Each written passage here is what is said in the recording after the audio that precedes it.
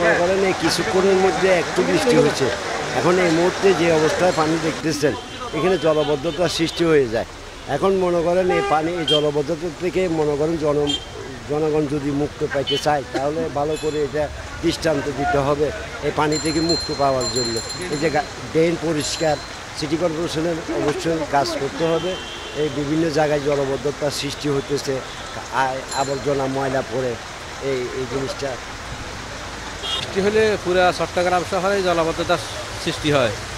এ থেকে পরিত্রাণ পাইতে হলে আমাদের সিটি কর্পোরেশন, সিডিএ, ওয়াসা এরা সমন্বয় করে কাজ করলে আমাদের জন্য, নগরবাসীর জন্য এগুলো সুফল পাওয়া যাবে। যে প্রকল্পগুলো হাতে নিছে এগুলা যদি কোথায় যদি কোনো ধরনের ঘাটতি থাকে, এগুলা যারা কাজ করছে কর্তৃপক্ষ এই বিষয়গুলো ভালো করে এই পুনরায় তদন্ত করে দেখে যদি এই বিষয়ে ব্যবস্থা নেয়, আশা করি এই সমস্যা এটা সমাধান হওয়ার সম্ভাবনা থাকে।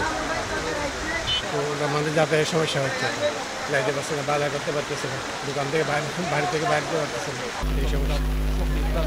সকলের কাজগুলো কতটুকু শেষ হয়ে যায় না, আর এই কাজ শেষ হওয়ার পর যদি উপকৃত হয় তাহলে উপকৃত পাবো। তাহলে এখানে একটুখানি বৃষ্টি পড়লে পানি উঠে যায়, কারণ আমরা এখানে দোকানে 1 হাঁটু পানি, তো এখানে অনেক মালামাল নষ্ট হচ্ছে, ক্ষতি হচ্ছে। প্রতি বছরই এরকম বর্ষাকালে আমরা এরকম কষ্ট পাই। এখানে কি করবো, কাকে বলবো, কিছু বলা নাই।